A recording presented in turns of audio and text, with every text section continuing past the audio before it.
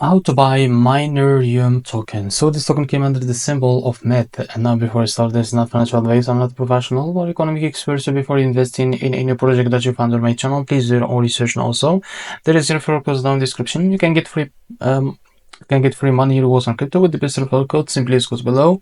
Fund your account, enjoy the benefits, check them out in the description.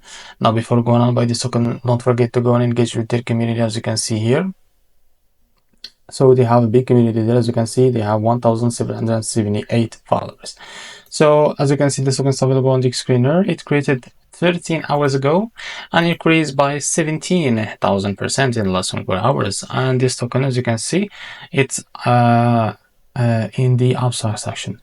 So to be able to buy this token, click Trade METH. As you can see, now click on this icon to expand this window, and you will be able to redirect it to Reservoir website to be able to buy this token. Now first of all, just click here on connect, and now select your wallet from here. I will use the MetaMask for that. Now after that, click on I will just log into my wallet first to be able to connect it.